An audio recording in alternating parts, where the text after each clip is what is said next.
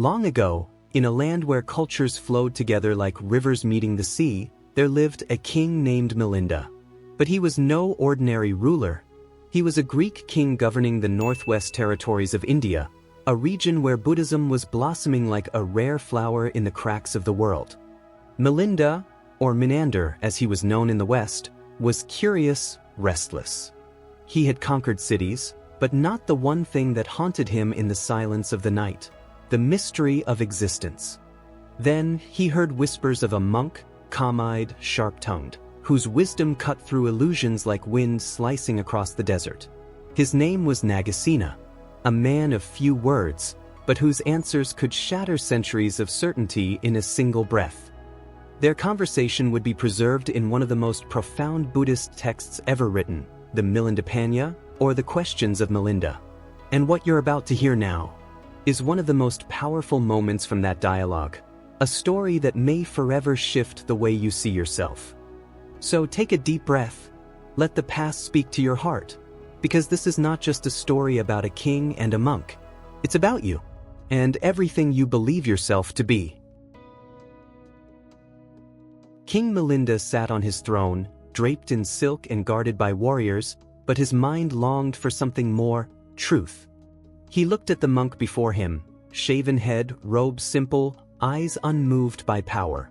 The king leaned forward and asked, "Tell me, venerable sir, what is your name?" "I am called Nagasena," the monk replied softly. "But understand this, O king, Nagasena is merely a name, a label. In truth, there is no permanent person behind it."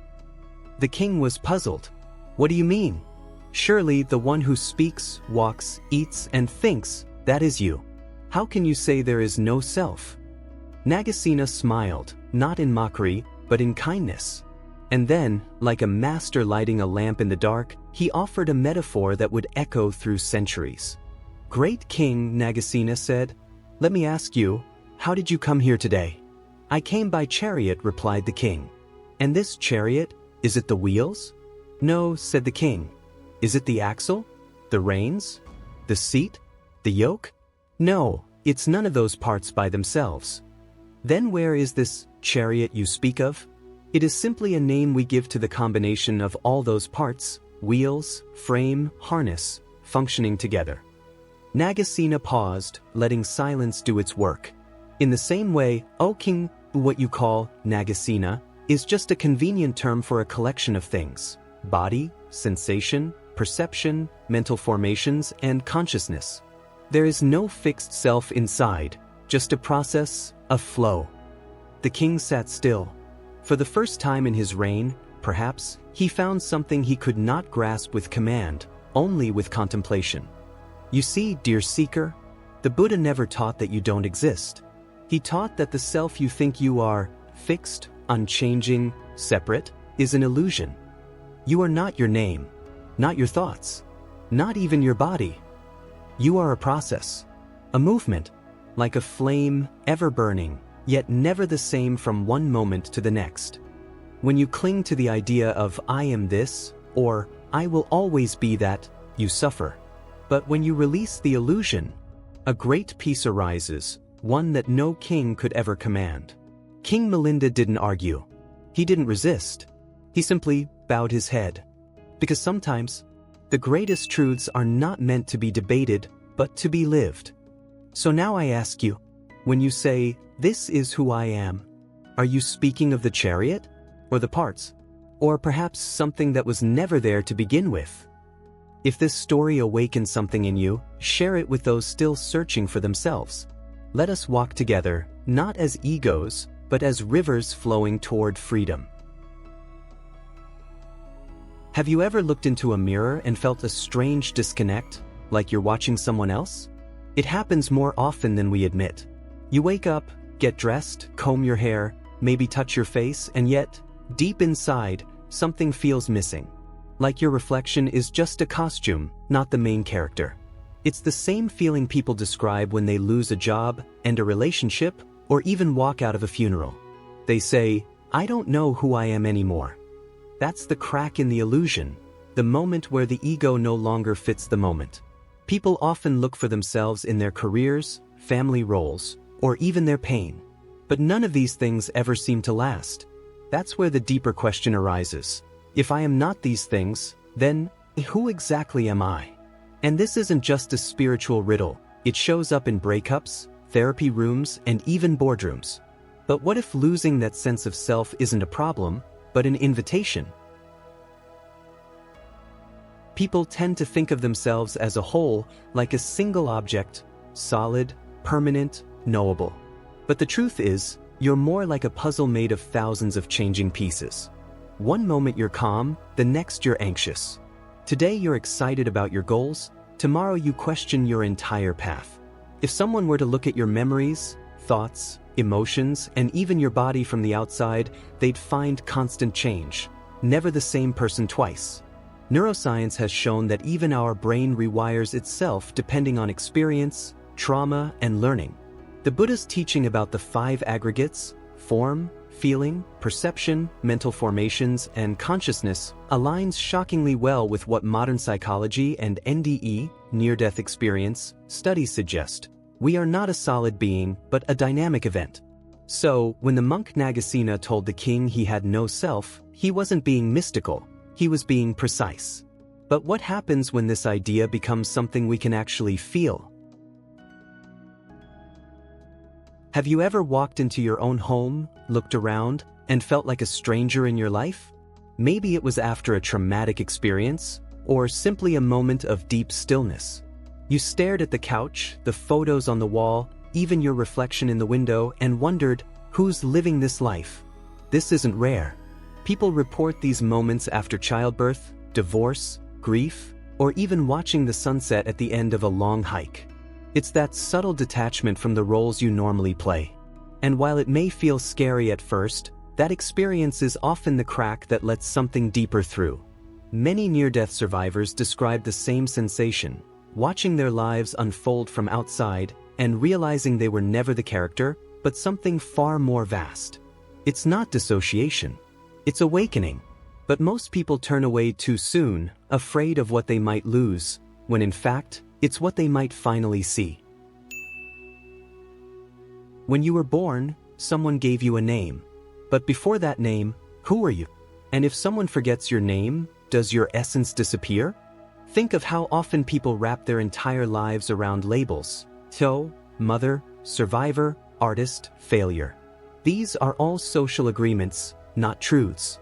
In the Milindapanha, when Nagasena told the king he was called Nagasena but that was not who he truly was, he wasn't rejecting his existence. He was showing that the name is like a label on a jar. What's inside keeps changing. In fact, in neuroscience and Buddhist psychology alike, identity is understood as a function, not a thing. It adapts, it learns.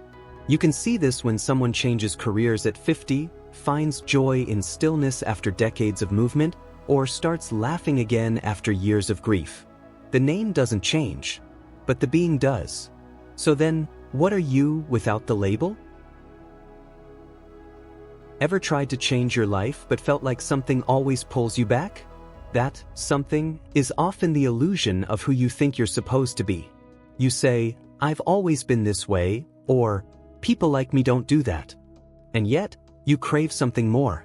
The story of the Chariot isn't just about metaphysics. It's about the freedom that comes when you realize you are not stuck in any identity. You are not your past.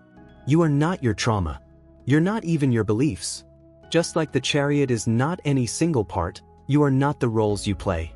The moment you feel disconnected, lost, or unsure is not a failure. It's the beginning of the real search. And here's the secret. People who have tasted death, who've left their bodies and come back, often describe this exact truth. But you don't need to almost die to wake up.